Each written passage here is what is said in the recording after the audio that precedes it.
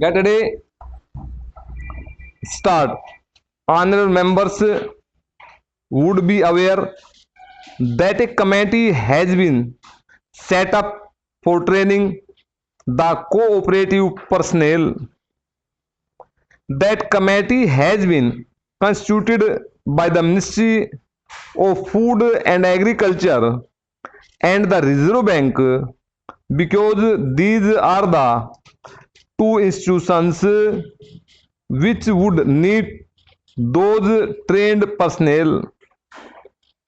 I also agreed that one of the causes of the failure of the cooperative movement in the past has been the want of properly trained personnel.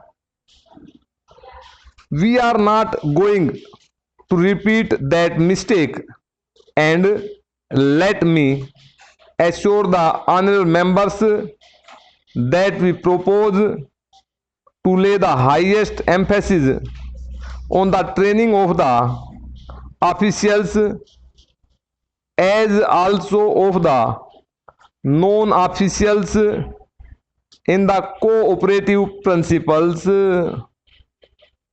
I am fully conscious of the fact that the cooperative institutions which we propose to set up either under this act or which are going to be set up by the Reserve Bank or by the state government can be a success only when a proper climate has been created, and for that purpose the cooperation of the non-officials who have been initiated into the principles of cooperation, who have a faith and belief in those principles, is indispensable,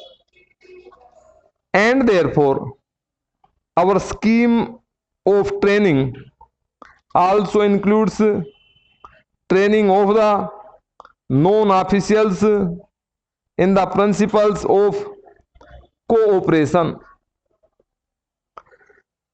This bill has a definite but a limited object, and that limited object is to set up cooperative marketing, cooperative processing, cooperative production, and warehousing. The other parts of this picture will be provided by other institutions.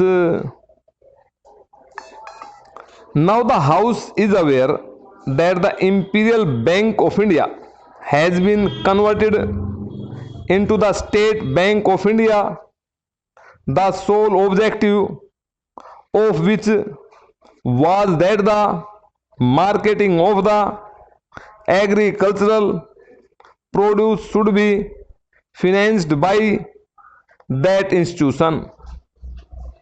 In my opening speech, I mentioned specifically that the State Bank of India will perform three functions.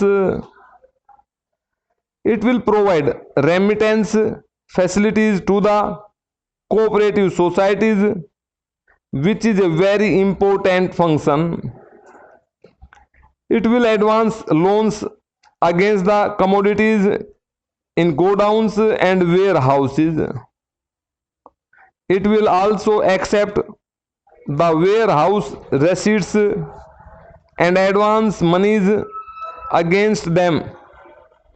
Financing will be done by the State Bank of India, which has got sufficient resources, which is an expanding institution, and which is going to set up a large number of branches, and which will do the financing.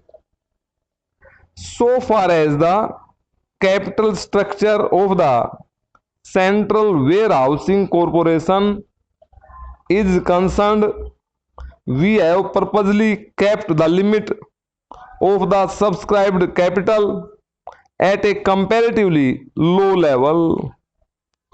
The authorized capital is rupees 20 crores and the issued capital would be rupees 10 crores. Honorable members will kindly refer to clause 37 of the bill, which is the key clause so far as the financing part of it is concerned. The Central Warehousing Corporation will borrow money through bonds to the extent of 10 times their subscribed capital.